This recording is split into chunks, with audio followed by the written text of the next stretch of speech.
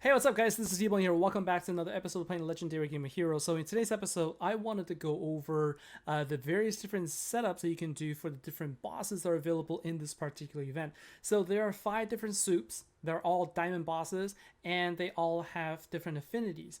And so in order to defeat them all, you need to make sure that you set up the right team with the right combination, and you can take them out. So what I'm going to show you next is a sequence of 5 different setups I have for the 5 different affinity, and hopefully this will help you on your way. All right, so now let's go take a look at Liberated Homelander, and we're going to be using this setup here, and I'm going to go over this real quickly. So it's Perceptive Gurus as the Immortal Killer bonus, and then Noble Killer is coming from Despot the Spirit. You can also use Clandestine Clans.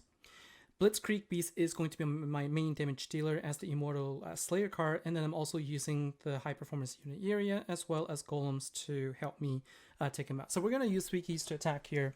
And with this setup, what you want to do is you want to make sure that you are going to be hit by the boss so that you could deal enough damage. And what you're going to do here is you're going to essentially try to fill your board with dark power gems and then overwrite them with the fire power gems as well. So here you go.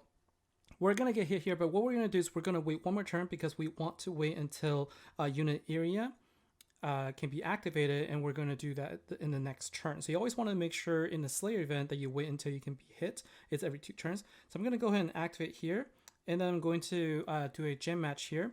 And Despot the Despair has a nice property where it will also dispel a the armor, for example, a buff for the boss. And so here, what I'm going to do is I'm going to activate Despot the Spirits first, and then I'm going to activate Golem, and then I'm going to activate the rest of the red cards. So you can see here, I got pretty good power gem upgrades there. So let's see how much damage we're able to deal with that. And so with Blitzkrieg, we're going to look at the damage on the far right, and you can see we dealt over 500 trillion with that attack. And so with this setup, the trick here is you're getting 2 different boosts.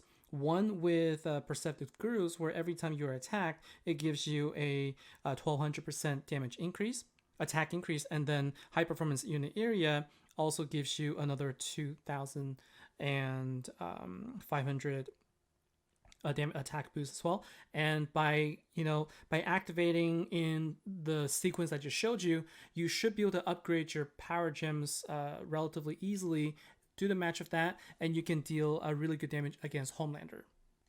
Now, Black Noir, interestingly, is a fire card, and so we're gonna try and use a water team to try and take care of it. And so one of the things that I could use is Combat Ready Crew, which is a Noble Killer, and I am going to use Frozen Devastation as the main damage dealer as the Arcane Killer card. And then I also have Aegea here. Then I have the Defiant Duet and Jailers here. So I'm basically going to be boosting Arcane cards while using Combat Ready Crew as the card that's going to give me the boost. And so with this particular setup, we actually want to make it so that we go from, we go from left to right. And so the idea here is we need to try and get as many of the green earth gems on the board first, then we overwrite them with the water gems. So let's go ahead and give it a try. So let's give it a shot here and see if we can take down Black Noir using this particular setup here. All right, so let's first we're gonna have to make sure that we power up all of our cards. And so with the relics I have in place, I don't really have any good earth relics because I need to also break the shield. Unfortunately, what that really means is for me, I couldn't use a lot of the arcane relics I have, and so I do have to take the time to try and do the match here. So during this time, I'm also going to be looking for earth gems as much as I can. And so let's go ahead and bring this down. And so there's going to be an element of really just kind of spending the time to try and getting yourself situated so that you can get ready to attack. And now that we're ready, we're going to make sure that we're good to go, so we don't have armor to deal with, so that's good. And now let's go ahead and try to overwrite everything. And so you can see we have a bunch of power gens that we were able to override, which is good. So let's see how much damage we can deal both Aegea and also with with Frozen Devastation. So we're able to deal about 58,000 damage there. So that's good. And now what we need to do is we need to wait about 5 turns. Okay, so after 5 turns, we'll be able to redo the same thing again. And this time we don't have to wait because we already matched enough gems so that we could power up all of our Earth cards. And also at the same time, we need to make sure that we can basically wait for armor to be dispelled, which it's done. And so let's go ahead and do this again. Now, the thing is, Aegea has already used up her ambush. And so it's not going to be quite as, there's not going to be quite as many water power gems. But if you revive, then it's going to come back. Okay, so if you revive, then your ambush will come back again, and so you'll be able to replenish, the 14 power gems skills again. So a single attack with this particular setup, we couldn't really take it out, but we were able to deal over 324 trillion, and so 2 attacks, and we should be able to take it out. And so this team can't work. You just have to use the right relics here. I think if you had better earth relics that you can use to also break the shields, that would be better. And now we also have the Treacherous Maeve, which is the light solo boss. And for this card, for this boss, we're going to simply use the dark cards that we have, including golems, but we're using Unbowed Royalty as the Noble Killer booster. There's others as well, but this is the one I have. Then Freedom Fighters is the main damage dealer, High Performance Unit Area, Glorious Golems, and I'm using, again, Aegea as my card that is going to give me my off affinity. And for relics, I'm just throwing basically all dark relics because I don't need to worry about powering up Aegea. So that's one of the nice things about it. And so with this particular setup, you still have to make sure that you wait until you get hit. And so what I'm going to do is I'm going to use Unit Area's ability here. But what happens here is we're going to be hit with armor. And so we're going to actually wait a couple of turns. So the nice thing about Freedom Fighters is that every 4 turns or so, it's going to actually dispel the armor. And what I'm going to do is I'm going to also activate Unbowed Royalty right now. And then the next turn, when the armor goes down to 3, the armor will go away. And this is when I'm going to make my move. And so I'm going to activate the Freedom Fighters first, then Aegea. Now I'm going to go ahead and activate my Glorious Golems, and we're going to just try and do the match of the largest power gems possible. And let's see how much damage we're able to deal there. So we're able to deal about 58 trillion from the Freedom Fighters, and so that gives us at least 50% and also MVP there. And if we can go in for a second attack and take it out. Now, the damage does fluctuate a lot largely depending on how your power gems line up. But with this particular setup, if you can play fast, you can sort of rotate through your power gem, your battle skills, you should be able to take it out or at least get close to it within a single shot and at least get about 50% or MVP for your bosses. Alright, so I tried to showcase the Deep. Unfortunately, since it's a diamond boss and it's water, a lot of people are just taking up before I could even showcase the team. And so I'm going to showcase the Fist of Islam instead, and I'm using a full Earth deck as a variation here. So I'm using United Taurs as the Noble Killer boost. If you have the ultimate form for this event, it's obviously going to be better. Then we have Heart 1 Gorillas, and that's the main damage dealer. Jailers is the boost for all arcane cards. So I'm using Jailers, the Consecrated Wizardess, and then Guad as well to give myself as much of the attack boost as possible. In terms of the relics, I'm using a Soul-Bearing War Axe to break the Noble Shield. And I'm also using Festive Blade, the 2 relics that I got this event. And I'm throwing in there a couple of the arcane relics to help increase the damage for my Heart 1 Gorillas. So let's go ahead and use a 3-key attack. So why did I choose to use an all-earth team? Well, because it is, in a sense, it's just simpler to play.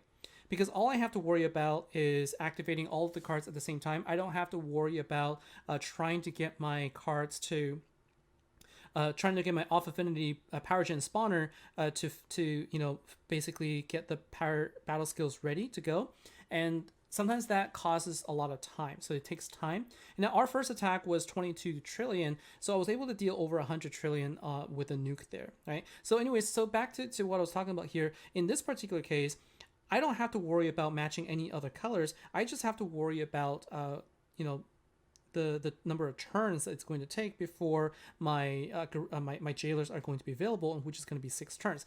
And since this is a blind, the boss that uses blind as a debuff, United Taurus works well here because it will dispel all debuffs. Now the thing about United Taurus is that it will destroy all of the non-earth gems, and so that kind of causes the problem for me. And now this second attack was 45 trillion, and so we were able to deal a little over 200, a little bit over 200 trillion with our nuke attack there. So you can see it does add up there. And what I want to try and showcase here is, if possible, I want to try and actually get my team to die here. But it looks like I may not have time because I wanted to see how much damage I could do if I were to die and revive with additional turn delay. But since I'm going to run out of time, I'm just going to have enough time for one more attack. So let's see if we can perform a little bit better than what we had earlier, but we can't. So the gem crush in this particular case really sucked, unfortunately, and so we were only able to get 36 trillion here, which was okay still. And so let's see how much damage we did overall against a Corellian boss. So this is with an all earth team, and with 3 attacks in there, we're able to deal 556 trillion total. So while it's not quite good enough for a Corellian boss, it is more than enough for a diamond boss for you to be able to get your overkill and also your MVP. So I think that this is going to be a pretty good setup. It works just fine. All right, so A-Train is actually the hardest boss for me to deal with because I don't have very good light cards. And so I do have Jailers as a card that can boost, but the only card that I have for Noble Light Slayer is Wandering Clan, and I'm using Apocalypse Hellboy as the Arcane Killer card here. It is not a very good card, just because it doesn't have a lot of power gen spawn, but that's the only one I have. And then Inline Yokai as the Beast Killer card so that I can try and get more power gems. In terms of relics, it's really cobbled together here. So I have the Soul Bearing War Axe that breaks the shield, and then I have the relics for arcane cards, and I also have the Magnificent Dory and the Topaz Circlet for Beast in order to get more light gems on the board also. And so the activation is going to be a little bit interesting here. I'm not really sure if this can really deal a lot of damage, but like, you know, in the trials I've done so far, it hasn't been great. So what we're going to do is we're going to just first make sure that we can get enough gem matches so that we can power up both Jailers as well as Apocalypse Hellboy. And one of the issues that we have to deal with too is the fact that we have to deal with armor. And so with this, I actually have to wait a little bit for armor to be dispelled before I could activate my cards here, because I need to activate Apocalypse Hellboy first. And so what I'm going to do is I'm going to basically just, you know, wait for my turn, and, you know, we're going to activate here. Then I'm going to do a match, and now armor is going to be dispelled. I also have as much of the turn delay as I could, and so I'm gonna go ahead and activate all of this. And so what I did there was I actually activated the Wandering Clan first to override some of the green power gems to light. And so you can see here the amount of damage I dealt was not very high. I think my my Apocalypse Hellboy only dealt about a couple of trillion there. So let's see how much damage we dealt there. So with a 3 key attack, we only managed 4 trillion. The first one was it didn't actually have any damage, so it didn't count. And so not a very good setup here. And so I don't have a good solution for light, unfortunately, but at least for the other 4 affinities, we have teams that we can deal with it. And that's it for today's episode. Thanks so much for watching. Hopefully this has been helpful. Even though I could only do 4 out of the 5 affinities, hopefully this still helps you. At least most people I know, I can as far as I can see, they all have a hard time with A-Train also, and so you're not really missing out there. Anyways, hope you enjoyed this. Hope it's helpful. Thanks a lot. Let me know what your feedbacks are. Give me any comments and feedback below. Looking forward to reading it, and take care. Have a good event. I'll see you next time. Bye now.